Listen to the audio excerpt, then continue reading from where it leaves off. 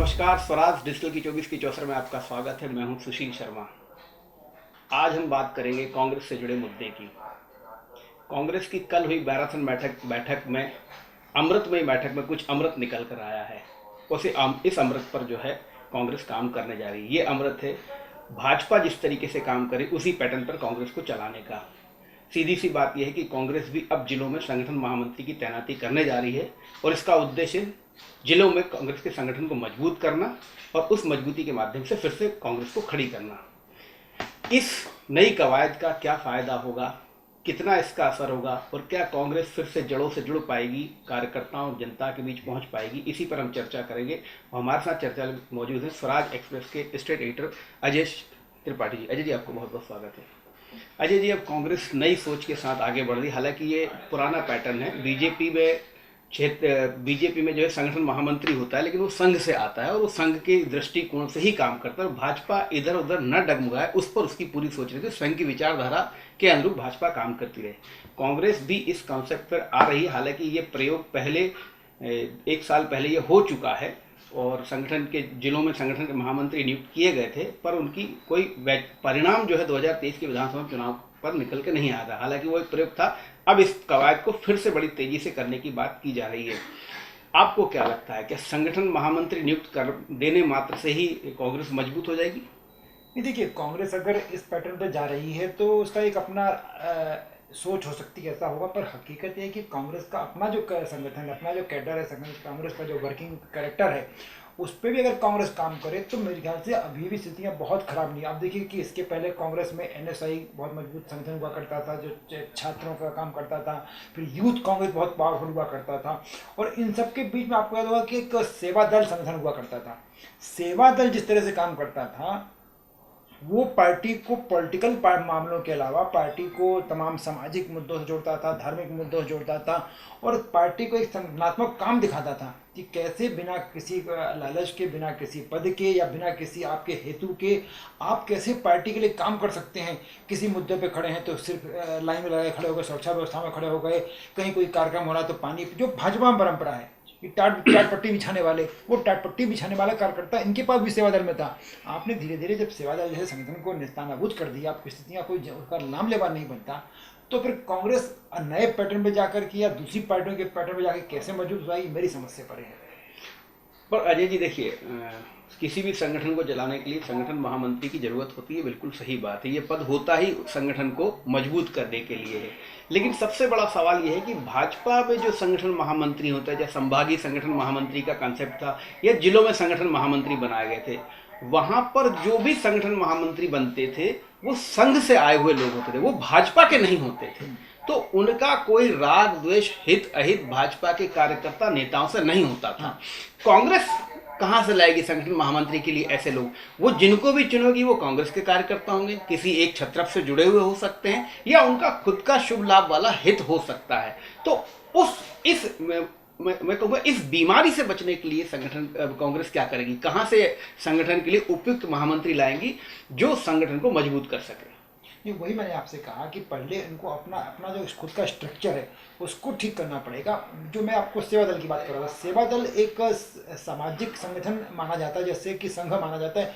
और आपको अगर थोड़ा सा बहुत ज़्यादा पुराने इतिहास में जाए तो डॉक्टर हेडगेवार और सेवा दल के संस्थापक डॉक्टर हार्डिकर, दोनों का स्टाइल एक ही था। और दोनों ने एक साथ, मतलब उनका ये था कि जो राजनीतिक पार्टियां, चाहे कांग्रेस हो या उस समय जमाने में जो हिंदू महासभा या कुछ हुआ करता था, इससे हटके सामाजिक संगठन में काम किया जाए। तो सेवा दल की स्थापना हार्डिकर जी ने की और आरएसएस की स्थापना हेडगेवार जी ने की। तो दोनों, कांग्रेस बाद में ये माना जाता है कि आरएसएस के मामले में बीजेपी काम करती है, पहले जनसंघ काम करता था, वैसे ही काम वो लोग करते हैं। तो इनको जब तक अगर काम करना है, वास्तव में काम करना है संगठनात्मक शक्ति, तो एक संगठन को अलग कर दें, सेवा दल जैसे संगठन को अलग कर दें टोटली, जिसका पॉलिटिकल कोई लेना देना नहीं, वो सामाजिक संगठन माना जाए।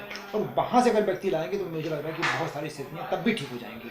लेकिन एक और बड़ा सवाल उठता है अजय जी, सबसे महत्वपूर्ण बात यह है कि भाजपा इस संभागीय संगठन महामंत्री का संस्कृति हो या जिलों में संगठन महामंत्री की संस्कृति, इस पद व्यवस्था को खत्म कर चुकी है बीजेपी। बीजेपी इससे आगे निकल चुकी है। और बीजेपी ने यह पाया है, जो जानकारी है, कि ये संगठन महामंत्री अब भाजपा की उस रणनीति के हिसाब से उपयुक्त नहीं थे, बल्कि इनके कारण जो है संगठन और जो है गुटबाजी में लिप्त हो रहा था और एक संगठन महामंत्री का अलग गुट बन जा रहा था। इस व्यवस्था को खत्म करने के लिए ये पद समाप्त किए गए।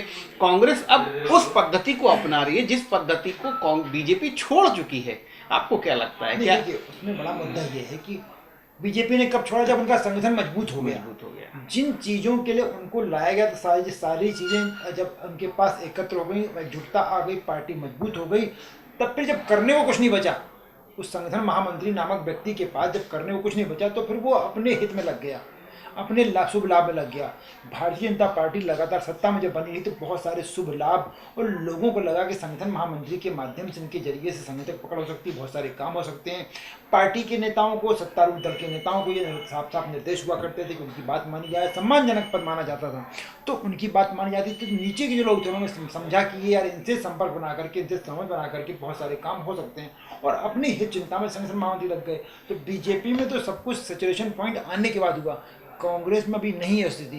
तो अगर एक व्यक्ति जो संगठन का काम करे, संगठन की चिंता करे, सब कुछ छोड़ करके, आपको एक चीज़ और बता दूं कि बीजेपी में सिर्फ कहने को भले हो कि प्रदेश अध्यक्ष होता है और ये होते हैं, तमाम चीज़ें होती हैं, पूरा नेटवर्क होता है, लेकिन ऑफिशियली पार्टी के फंड से उनको किसी को ना तो तनख्वाह मिलती है, उनका कोई खर्चा उठा, सिर्फ संगठन महामंत्री एक और कार्यालय मंत्री, ये दो ओहदे ऐसे जिनका खर्चा संगठन उठाता है।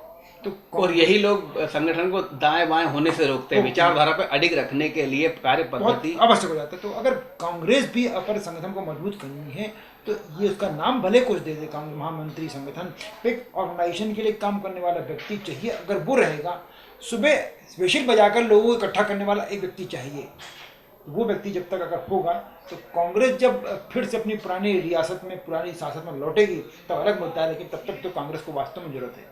नहीं, लेकिन अजय जी, इसमें एक सवाल यह भी उठता है कि यदि देखा जाए आज़ादी के बाद से लगातार कांग्रेस ने ही देश पर राज किया है, कांग्रेस का ही संगठन सबसे मजबूत और सबसे बड़ा संगठन था, वो भी तो पद्धति रही होगी। कांग्रेस उसी पद्धति पे ना जाके बीजेपी एक दूसरी पार्टी की जो पद्धति उसको अपना रही, वो भी तब जब बीजेपी इस पद्धति को छोड़ चुकी है।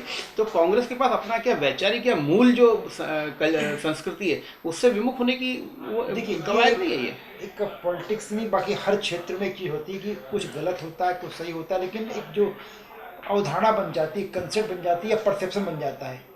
एक परसेप्शन तो हमारे आप जैसे मीडिया मित्रों के बीच में, राजनीतिक पार्टियों के बीच में, जो धुर विरोधी पार्टियां उनके बीच में बना हुआ कि बीजेपी का परसेप्शन है कि बीजेपी बहुत डिसिप्लिनरी काम करती है, बीजेपी सिस्टमेटिक वे में काम करती है।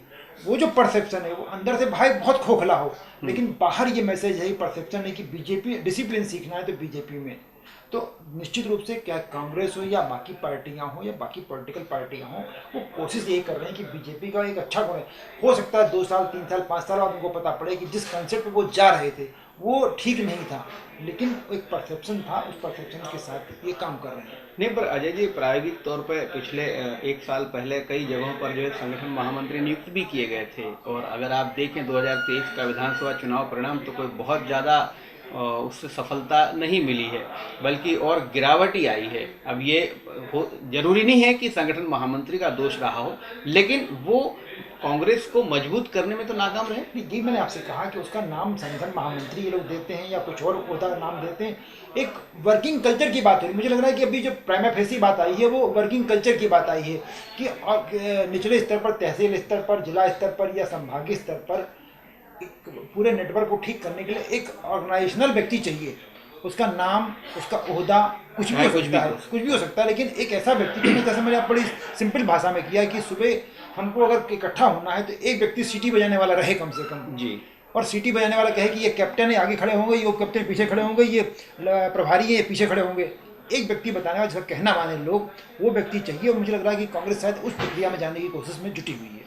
तो अजय जी ने बहुत अच्छे तरीके से समझाया कि कांग्रेस की ये जो नई संगठन महामंत्री वाली जो कवायद है, जो बीजेपी जिसका कल्चर रहा है, उस कल्चर को किस तरीके से अपनाकर कांग्रेस मजबूत हो सकती है।